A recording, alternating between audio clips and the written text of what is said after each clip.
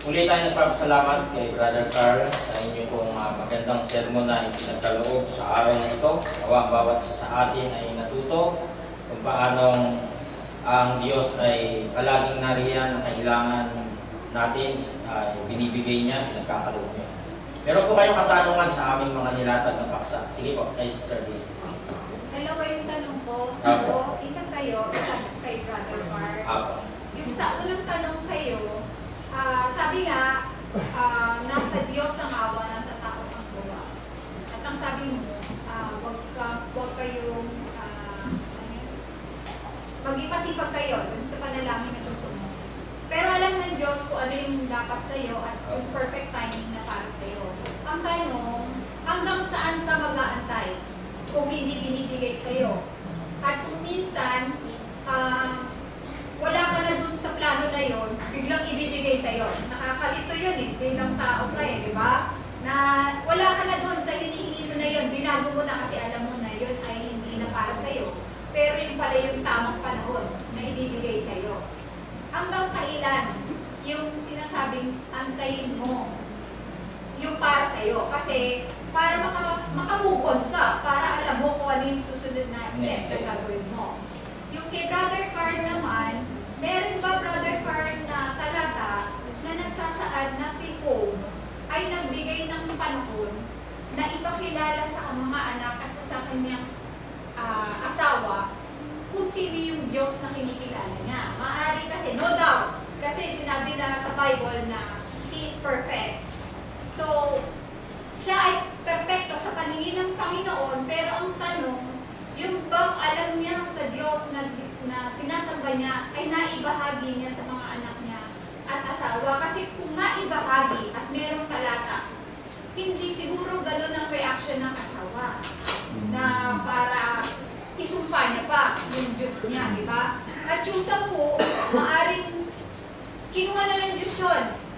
Kung sakali hindi niya nailatag yung pagpapakilala sa Diyos na meron siya, na pwedeng gumawa ng masama o makasira sa bilang taon ng Diyos na si Job. So yun pong una, yung kay Sister Daisy, yung katanungan niya, yung pinakita natin kanilang talata na continual in praying.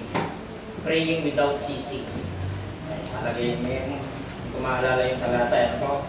Na, 1 Thessalonians 5:17. Sige nga po, tingnan natin. Yung kanina pong pinakita. Ano po? Kasi napakahalaga po nito kasi parang yung ating pong mga panalangin ay parang paghahain niyan sa Diyos na hindi naman po dahil siya ay ating kinukulit, kundi yung response natin as kanyang anak, ano po?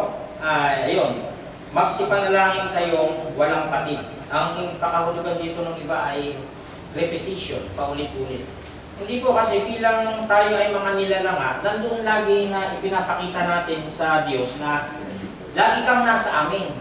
Lagi kaming hihingi sa iyo ng tulong, ano man ang mangyari. Masaktan man kami, mahirapan man kami. Yun, yung binanggit kanina ni Brother Carl kanina, may blessings o wala. Nandoon dapat lagi tayo kasi nga yung iba, pagka marami ng blessings, nakakalimutan na nilang magpasalamat. Sa atin naman po, kaya matanggap mo, hindi matanggap yan, ang hinihiling dito ng Diyos, yung response natin as kanyang mga anak na lagi tayong nasa Diyos, humihingi ng tawad sa Diyos, nagmamakaawa kami, lagi mo kami tulungan Panginoon, magandang kalagayan mo. Kaya yun po, yung nakalagay dito na magsipanalangin kayo, walang patid, para ito sa mga Kristiyano. Gawain ito, maging gawain natin ito, maging parang ugaliin natin na lagi tayo magpasalamat sa Diyos. Ano po? Sabi kasi dito sa Colossus chapter 3, verse 15, at maghari sa inyong puso ang kapayapaan ni Kristo, na diya'y tinawag din naman kayo sa isang katawan at kayo'y maging mapagpasalamat. Laging inaano ito ng Diyos na kung tutugunan ko ba yung iyong hiningi at hindi magpapasalamat ka pa rin kaya.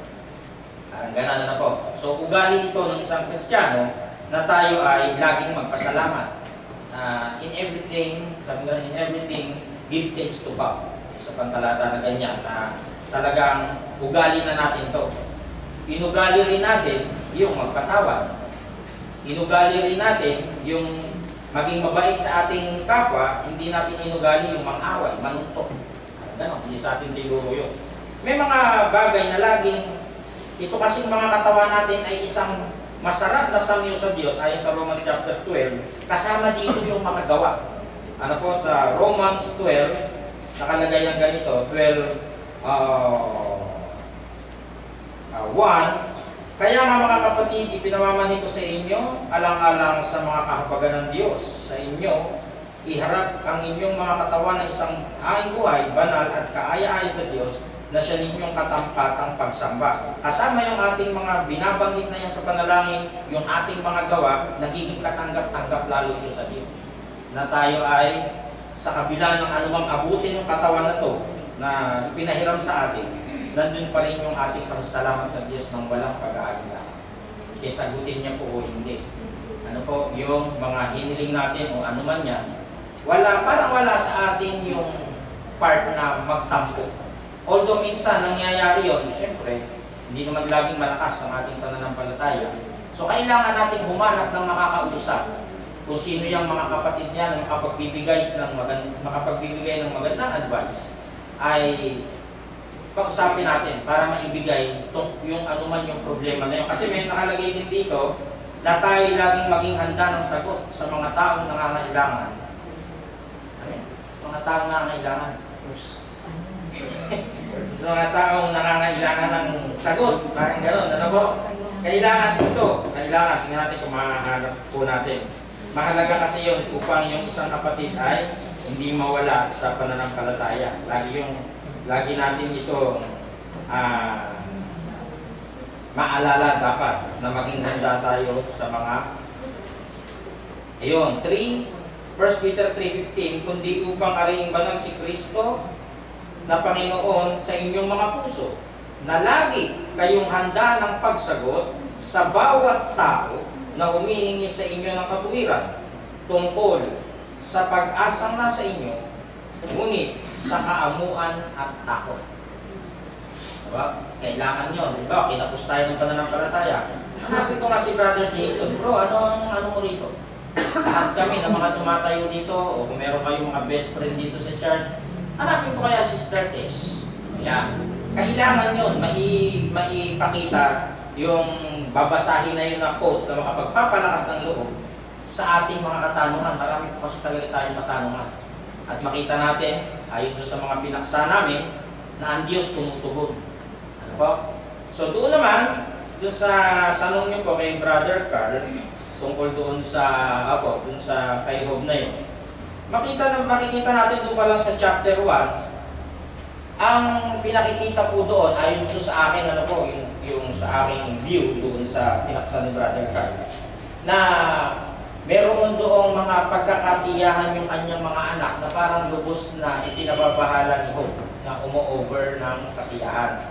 So na siyempre, bilang ikaw ay naghahain sa Diyos, tao ng Diyos, sa kanilang pamilya, siguradong may nagpapaalala. At yun ay walang iba kundi si Job. Kasi doon sa sumunod pang mga talata, pinuntahan siya ng 3 niyang kaibigan. Ano po, doon sa mga talata na yun. At yung mga kaibigan niya, tinuligsak siya. So parang hinahanap ni Job na, pumunta ba kayo rito para ako ay tulig sa inyo? Hindi niyo ba ako bibigyan ng magandang payo? Kasi parang pinupuntos ng 3 kaibigan. Kaya ka nagkaganyan, sinumpa ka ng Diyos eh. Hindi naman ang Diyos ang may kagagawa ng, hindi po ba? Si Satanas ang may kagagawa eh. Sina-challenge ni Satanas si ang Diyos na magtatapat pa ba sa iyo yung tao na yan? Kaya mo lang naman kasi yung pinagpapala. Kasi maraming kayamanan eh. Sumpain mo nga, galawin mo nga yung katawan. Tingnan ko kung hindi bibigyan. Nakalaban siya kay Job kasi si Job ay upright na tao at may takot sa Diyos. Hanggang sa huli, yung end chapter na yon, ibinalik ng Diyos yan, hindi po ba? Yung 10 anak niya, ibinalik yung mga pag-aari niya. Ipinakita doon na anuman makikita natin from rags to riches, riches to rag, anuman yung abutin mo dyan, at the end of the day, sa Diyos pa rin lahat. Equals. Po? Nasa 42:10. 42:10 po. Na Job, ano po? Hinahanap ko yung talata na yun eh. May naglalaro sa isip ko. Ano po? Brother Carl, okay lang. Sasagutin ko na po. Sige po. Ay, dagdagan mo na. Sige po. Job, ano po yun, Brother Jason? 42:10